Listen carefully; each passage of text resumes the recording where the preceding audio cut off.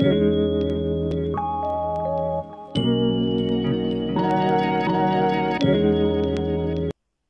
à tous et bienvenue dans ce nouveau point lecture tricot en cours et terminé. Je vais commencer par vous parler de livres que j'ai terminés dans le cadre de la sélection Prix Nouvelle Voix du Polar où j'ai été sélectionnée par la maison d'édition Pocket. Donc le premier que je vais vous présenter, c'est Une famille presque normale de M.T. Edwardson. On suit ici un père, Adam, un père de famille qui est pasteur, sa femme Ulrika qui est avocate et leur fille Stella. On comprend assez rapidement, un corps a été retrouvé et on ne sait pas exactement ce qui s'est passé. On sait juste qu'il y a quelque chose qui est assez louche avec Stella, leur fille, et on essaie de comprendre. Alors, j'ai adoré ce livre, qui est un méga coup de cœur pour moi, c'est le coup de cœur de l'année 2021, pour plusieurs raisons. Déjà parce qu'au niveau de l'histoire, l'histoire est très bien faite et j'ai adoré ce polar, mais il y a également une construction qui est assez atypique, c'est-à-dire que le livre est divisé en 3 parties. On suit d'abord le père, ensuite on suit la fille et ensuite on suit la mère. Et dans chaque personnage, à chaque fois qu'on suit un personnage, en fait, on va suivre, il y aura 2 temporalités, le présent qui va être une continuité comme ça, hop, comme ça, c'est pas très droit ce que je fais, et il va y avoir à chaque fois des retours en arrière. Donc le père, il va y avoir des retours en arrière pour certaines raisons, la mère également, enfin la fille également, le père également. Le père, la fille, la mère. Et en même temps, l'histoire continue à se dérouler en fait. Donc c'est un livre qui fait 620 pages, que j'ai lu très très rapidement. Je l'ai commencé le vendredi soir et j'aurais pu le terminer le samedi soir si je n'avais pas porté des pianos. Et sinon, je l'ai terminé le dimanche matin. Voilà, c'est vraiment, il se dévore, il est génial. Enfin, moi j'ai vraiment beaucoup aimé. Donc j'ai enchaîné celui-ci avec, il y a 2 livres qui sont où je dois voter, qui sont en concurrence, on va dire, pour le prix de Nouvelle Voix du Polar, c'est celui-ci et celui-ci. Donc ce que j'ai fait, c'est que j'ai lu ces 2-là à la suite. Et alors, il faut lire, j'ai 4 livres à lire avant le 29 juillet, donc c'est réalisable, mais il ne faut pas trop que je traîne. Et en fait, j'ai pas eu tellement le choix, j'ai pas tellement le choix que de les enchaîner. Et c'est un peu dommage parce que du coup, j'ai enchaîné avec celui-ci, qui est Le pensionnat des innocentes de Angela Marson.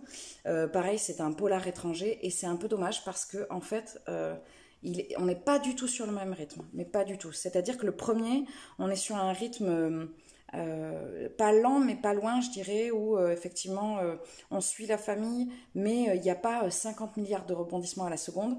Alors que là, on est plus sur un rythme de série en fait. Là, c'est plus soutenu. Oui, c'est plus soutenu. Alors ici, on suit une jeune inspectrice qui s'appelle Kim Stone. Enfin, je dis jeune, mais en fait, j'en sais rien, mais dans ma tête, elle est jeune. Kim Stone, qui est avec son équipe, notamment son assistant qui s'appelle, alors je vais dire Bryant, mais il s'appelle Bryant, ça s'écrit comme ça, mais je sais pas comment ça se dit, alors c'est peut-être Bryant, bref, Bryant, avec mon magnifique accent. Et toute son équipe, et en fait, elle va enquêter, puisque on va retrouver un corps à un endroit où il devait y avoir des fouilles. Donc, elle va venir voir. À cet endroit-là, il y avait un ancien pensionnat. Le pensionnat était un autre lieu et c'est devenu un pensionnat. Et après, il a fermé suite à un incendie et on va très vite découvrir ce qui a pu se passer dans ce pensionnat. Le bouquin était super, mais le seul petit souci que j'ai eu, le seul petit bémol, c'est qu'en fait, après avoir lu celui-là, j'attendais beaucoup. Donc, là, je pense que ça va être une suite, parce qu'on voit clairement que l'auteur a mis en place une équipe avec les inspecteurs et tout ça, et donc, bon là pas du tout. Et donc là, je pense que je lirai la suite en fait, parce que j'ai vraiment aimé, l'écriture était bien. Là, l'écriture était dingue. Là, l'écriture était bien, et l'histoire était bien construite, et vraiment, c'était un bon polar. On n'était pas dans le gore, on était voilà sur du soft. Je vais juste passer au polar que je suis en train de lire et après je continuerai avec le dernier livre que j'ai lu. Le dernier polar que je suis en train de lire, je l'ai commencé juste hier soir, donc j'ai lu 20 pages. Alors là, cette fois-ci, c'est dans la sélection auteur français de Alexis Leipsker. Donc c'est Et avec votre esprit. Donc là, tout de suite, on n'est pas du tout sur la même... Enfin, on a des similitudes avec le pensionnat des innocentes au niveau de l'équipe, j'ai l'impression. Mais tout de suite, on sent qu'on est dans un polar français. Alors je pense que c'est parce qu'il s'appelle commissaire et tout ça, mais on n'est pas sur la même dynamique. Et on est aussi sur du beaucoup plus gore. C'est-à-dire qu'en n'ayant lu que 26 pages, j'ai tout de suite senti qu'on était sur quelque chose d'un petit peu plus trash. Donc je vais voir, parce que les deux autres, il y avait des côtés trash, mais on n'était pas non plus sur du noir, noir. Et le dernier livre, je l'ai pas là, je l'ai là. Le dernier livre que je dois lire dans le cadre de la prix Nouvelle Voix du Polar, je suis obligée de le lire à chaque fois parce que j'arrive pas à retenir le titre, c'est Pour seul refuge de Vincent Ortiz. Celui-là, je ne l'ai pas du tout lu, celui-là, je viens de le commencer. Donc ces deux-là, je vous les présenterai dans le prochain point lecture.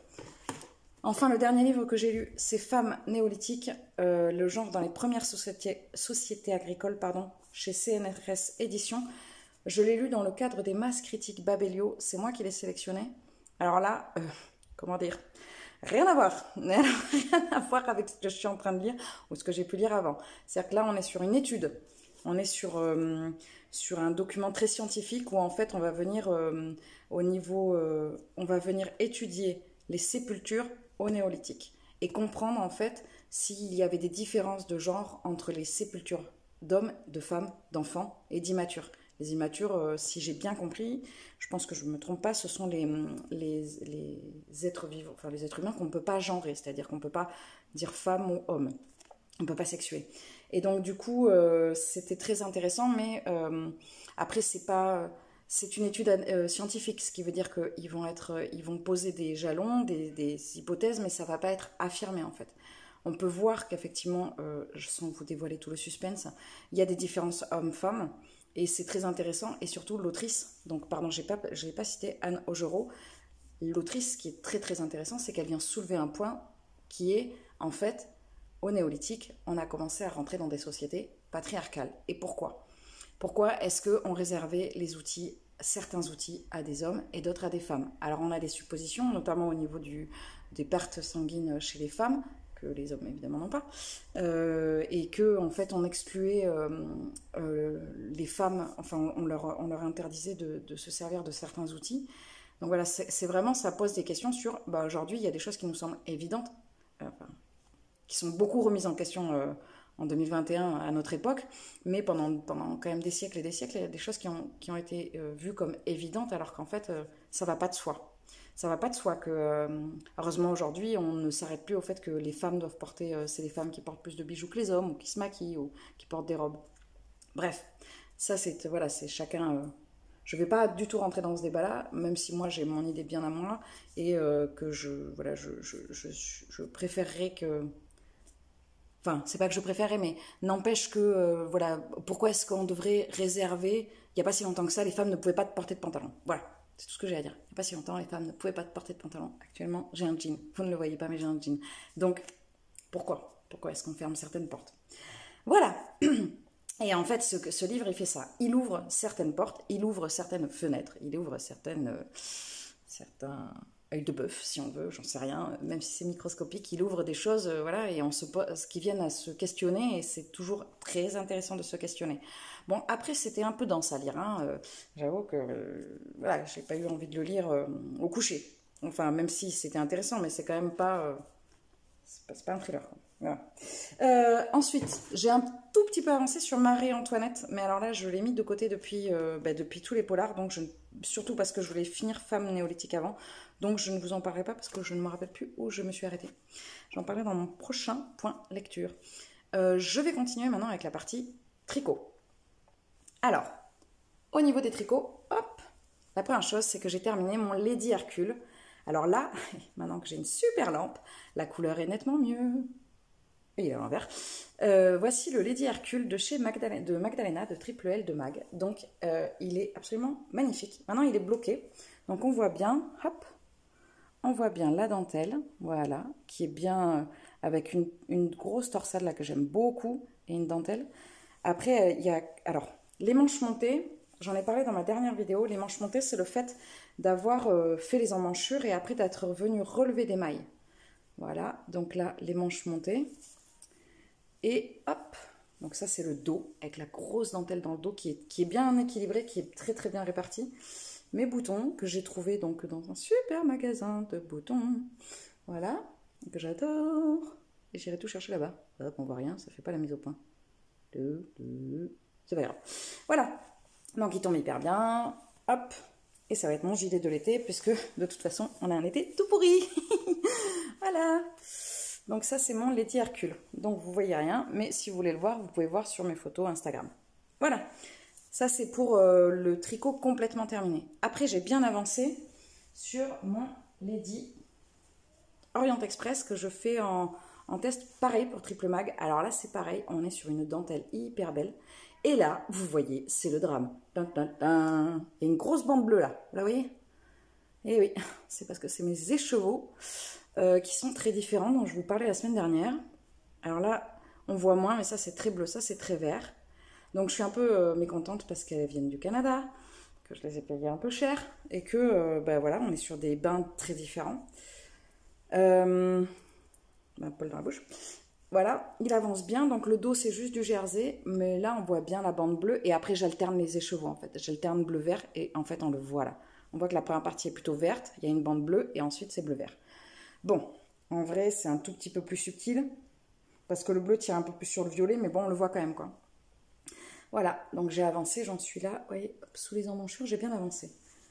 Et après, au niveau de mes tests encore, ça c'est, je ne l'avais pas montré dans ma première vidéo, je fais un test pour boucle laine, je fais le test Clotilde se lance dans les patrons, et là je fais le Pierrette Sweater, donc je crois que c'est son deuxième patron qu'elle propose, voilà, et donc là c'est moi qui ai fait le choix des couleurs, et là j'arrive, je vais faire une bêtise, j'arrive vraiment à la partie des sticks, hop, voilà. Donc là, il me reste... Alors, qu'est-ce que c'est les sticks? Ça veut dire qu'en fait, dans un pull qu'on va tricoter en rond, on va arriver... Alors, généralement, on commence par le haut et on finit par le bas. Et bien là, c'est l'inverse. Enfin, oui, ça arrive qu'on fasse pas tout à fait comme ça, mais c'est le plus fréquent, on va dire.